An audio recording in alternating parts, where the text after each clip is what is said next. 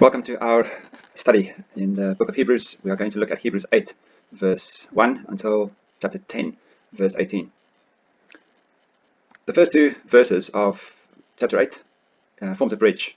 Chapter 8, verse 1 looks back at the high priest that we just discussed in Hebrews 7 about Melchizedek, and verse 2 looks forward to what we're going to discuss in the rest of this passage. It says that there's a sanctuary, a true tabernacle set up by the Lord and not by human beings. So there's a parallel between what's happening on earth and something that's happening in heaven. And we'll see how those parallels play out. So Jesus is our high priest in heaven. That is the summary, the bridge that introduces this new passage. The next couple of verses from 3 to 5 introduces to us what the Old Testament talks about in terms of the offerings and sanctuary that is inferior, the earthly, the Old Testament. And in particular, it talks about the fact that it is a copy in verse 5, a shadow and a pattern of the real thing. It's not the real thing. It's not the ultimate version of what it could be. It's only looking forward to something that is truly coming. That is indicated then by this word but in verse 6. And that indicates to us that there's something new, a new covenant. And the theme of covenant is then introduced here. There's something new that the old offerings and sanctuary only refer to. What is this copy and shadow and pattern looking forward to? It's this covenant. And the theme of covenant is then being showed and spoken about throughout this passage. I'm going to show you.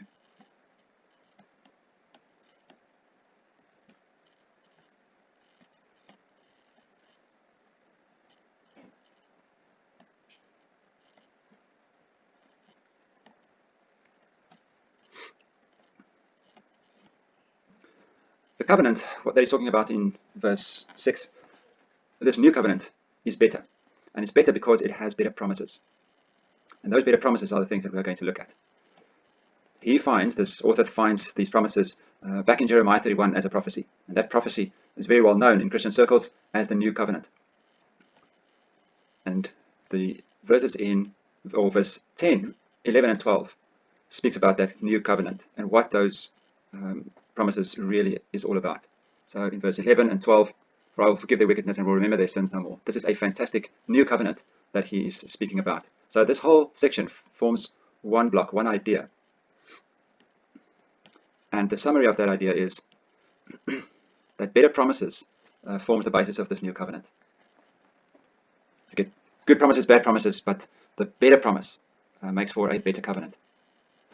And Hebrews 8 verse 13 is a fantastic concluding statement about this section of the passage. He says, by calling this covenant new, he has made the first one obsolete, and what is obsolete is outdated and will soon disappear. That summarizes that whole passage, the block. And we're looking forward now to what is this new covenant. And that is where he starts speaking about that in chapter 9. It says now. Now, talking about the old covenant and how the new one is different. So when he starts talking about the difference, he again refers back to what the Old Covenant is doing. So this whole section from chapter 9, verse 1 to 10, talks about an Old Testament sanctuary and its shortcomings. And the biggest shortcoming of all, after he's described how it works, is this. Gifts and sacrifices down in verse 9. Gifts and sacrifices being offered were not able to clear the conscience of the worshipper. That is the most important shortcoming of the Old Covenant. In verse 9 then, again, because of the shortcomings were discussed, it says but, and it introduces what Christ has done in the new covenant. And that is summarized by a fantastic couple of verses from verse 11 to 15. And it shows the superiority of the new covenant. The superiority especially and focusing on what makes it better. Verse 14, it fixes the shortcoming of the old covenant. It cleanses our consciences from the acts that lead to death. That is what makes it better. That's what makes it new. That's what makes the old one obsolete. It sets the believers, free from their sin. It is a much better promise. And this particular verse then, chapter 9, verse 14 and 15, is what the Hebrews author then sees as the fulfillment of the prophecy in Jeremiah. This is it. Christ has come to fulfill that prophecy and make a new covenant. He introduces then in the next couple of verses a new idea. This new idea about blood. He's moving the conversation forward and talks about how these sins can be forgiven. How can this conscience be cleared? And he introduces the idea of blood in verse 18, in verse 19, and the whole conversation, 20, 21, down to verse 25. Talks about blood and sacrifices, verse 26. The sacrifice of Christ, verse 28. And these verses tells us that there is something similar about the Old and New Covenant. They're not all different. And the big similarity between them is the fact that blood, it talks about the blood of the covenant. The blood of the covenant is the way in which consciences are clear, in which sins are forgiven. It needs a sacrifice. So we block this whole thing together from verse 16 up until verse 28. And the idea is that there is no forgiveness without blood. The highlight of that is down in verse 22. In fact, the law requires that nearly everything be cleansed with blood, and without the shedding of blood, there is no forgiveness. That's the crux. And that is the same in both the Old and the New Covenant. We get a great climactic summary of this section in chapter 9, verse 28. So Christ was sacrificed once to take away the sins of many. He will appear a second time, not to bear sin, but to bring salvation to those who are waiting. It is a great summary. It is a verse worth highlighting, because it fixes the problem of the Old Covenant. It takes away the sin of the people. That brings us to chapter 10. Chapter 10 highlights again the first 8 verses or so, highlights again the Old Covenant, and it just reiterates that the law, the Old Covenant, is simply a shadow. It does not help. It only shows, it looks forward to the new,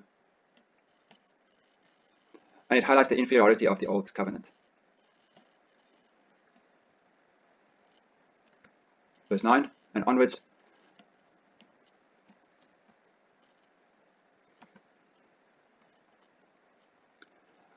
The final section talks about what we have been made into because of the new covenant. So the first section of chapter 10, verse 1 to 8, talks about the inferiority of the Old Covenant. But verses, especially verse 10 up until 18, tells us how Christ has made this better. And it tells us how the people have been made holy. This is a great change from the Old Covenant. In verse 10, we have been made holy. Verse 14, we have been made perfect forever, those who are being made holy. Their sins and lawless acts I will remember no more. We have been forgiven. For the first time in this book, it's not about Christ being perfected. It's not Christ being made holy. It is the believer who is being perfected through Christ. It is the believer who is made perfect forever. And the reason why we are made perfect is so that we can serve God, so that we can be instruments in His kingdom. Just like in the Old Covenant, everything was cleansed by blood. The garments, the tools are sprinkled and are then being declared holy by God. So are we. We are sprinkled by the blood of Christ. We are made perfect.